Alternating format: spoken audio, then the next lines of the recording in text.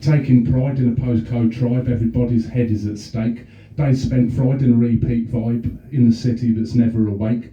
The flight they crave from this council cave, supplied by a snake in a crisis. The road they pave head first to their grave in a town they call detritus.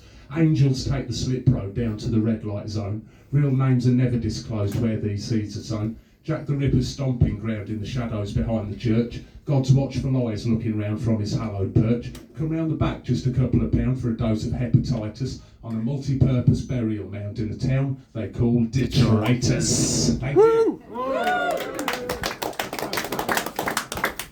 Come friendly bombs and fall on Eton. It isn't meant for modern Britain. All it does is breed more cretins, swarm over death. Just like to thank John Betjeman and my eternal hatred of the Tory party. This is another one about our favourite reptilians called Election Time, because I wrote it around Easter. The rats flee the sinking boat whenever they sense defeat. The ruling rodent lost the vote amid mutiny in the fleet. A fresh-faced leader was selected and promised to end the plague, but the ship had already been infested by his friends, the slippery snakes.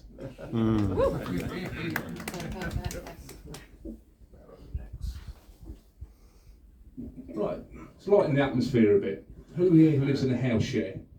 Yeah, I've done. Yeah, just me then. This one's for you and me, Alex. Yeah. Tenants lament. Living in a house share, there's lots of situations that's driving me to despair and causing irritation. There's footsteps in the morning and it's starting to make me frown. When they come stomping up the stairs, it makes me want to push them down.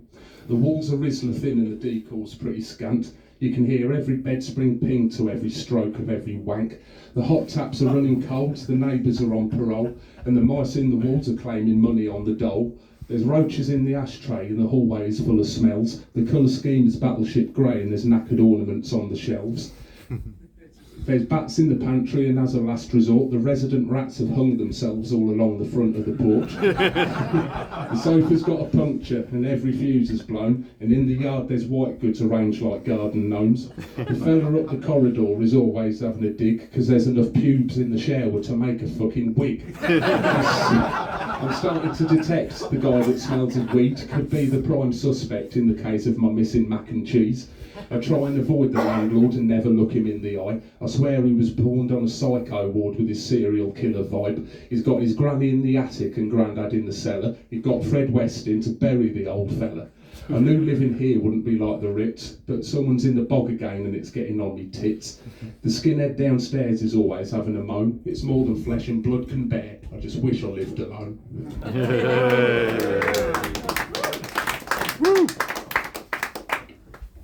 Right, this is a new one, debut night for this one. It's called Anxiety Asylum, and I don't think I'll ever come up with a better title for anything again. It's a semi-alliterative piece that runs through the whole alphabet, talking about the problems with modern Britain. In other words, I've gone off on a fucking rant about it. You're living in an anxiety asylum where acid-tongued, affluent arseholes browbeat and bully the broken and befuddled Brits of Albion, causing chaos, confusion, disquiet and discord to their dismal and dreary everyday existence. The elitists and egotists focus their fury on famished families, fearful foreigners and furry foxes frequently. You're living in an anxiety asylum where grift gets as good as a grueling day's graft, half-wits harp on about Harry and his hellcat, incompetent idiots justify judging clever kids with lazy, lousy language, and military meatheads are martyred for the mass murder of Muslims. You're living in an anxiety asylum where a northern nonce nonchalantly, overtly and pathologically preyed perversely on perilous primary school pupils while presenting Britain's premier pop programme. Sorry. His qualifications were quite questionable while he roamed around the random rooms of Stoke Mandeville. Celebrities and statesmen alike shielded and shadowed his sickening and stomach-turning torments till the time the transgressor was terminally entombed. You're living in a fucking anxiety asylum where unpleasant utterances are vociferously vomited out by vicious, violent vandals and white-power wankers who want Winston to win the war again, while I'm on wing one of this wacky ward, waiting and waiting and waiting in vain for his X-rated yarn to reach its xenophobic zenith. You're living in an anxiety asylum. Anxious Albion, burned out Britain.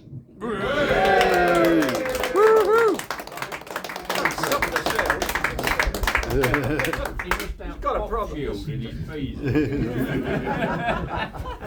That's really good, man. Oh, thank you very much, mate. Can you do it backwards, like? Okay, let's lighten the mood again. This one's called open brackets, we don't talk, close brackets, about these things, open brackets, anymore, close brackets. It's the only place you'll find Cliff Richard and a Stranglers reference in one place. If I write a list, you'll get the gist of why these things don't pass your lips. Richie and Eddie, Rod, Jane and Freddie, Mr Bean and his little brown teddy, Dead Man's Cove, Bohemian Grove, what Jeffrey Dahmer cooked on his stove, New Labour's Lies, Jeffrey Epstein's demise, who's the fat bastard that ate all the pies?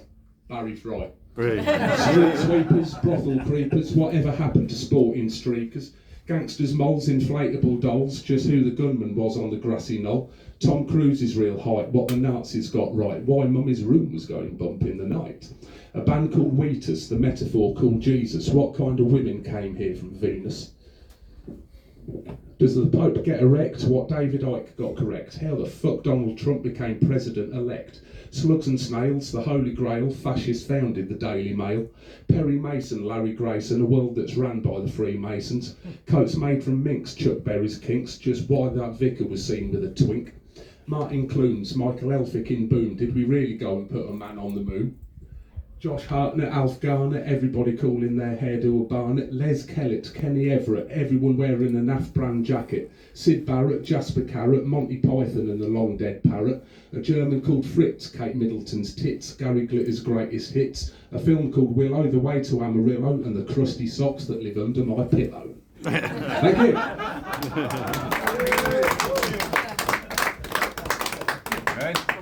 Right, now for your favourite one at the back there. This is the house favourite, and little story behind it. On the 2nd of January just gone, I was 4 years sober from alcoholism. The reason I tell you that is because this is one of the only embryonic ones that I was writing when I was still drinking. I finished it off in sobriety. And it's an ode to the terrible televisual experience that is Saturday night television in this country. It's called Saturday Night Shite. Sound bites, music shite, sugar-coated Saturday night, special prize worth a punt, let's have a look at what you could have won. Cheesy contestant, the naming lights, this is sugar-coated Saturday night. Anton Deck, Davina McCall, this daft twat's gonna win fuck all. Bankrupt the jackpot, lost the car, the audience looks like everybody's aunt. Fucked up the holiday, so don't book the flights, this is cheesy Saturday shite. Tone deaf hopefuls, auditions are woeful, sponsored production by a billionaire mogul. Same sob story from a hero who's local, give it 2 months and they'll be disposable. Hitting the news, worse off for booze, cocaine party and giving the boot. You're no good to the clean-shaven plight of those in charge of Saturday night. Z-list guest list with a career to reprise, the singer's auto-tuned, the comedian's bowdlerised, taught to promote, the old shit's rewrote, the actor's been in nothing of note, the man with a mic looks like a snide, cause Saturday night's the night for shite. Match of the day, your team lost away, caretaker boss had no clue how to play, 6-0 behind before it's half-time, VAR said the ball never crossed the line, Shearer can shove it cause Kamara's my guy, it's all a sickly steaming pile. Say it with me, Saturday night shite. Thank you.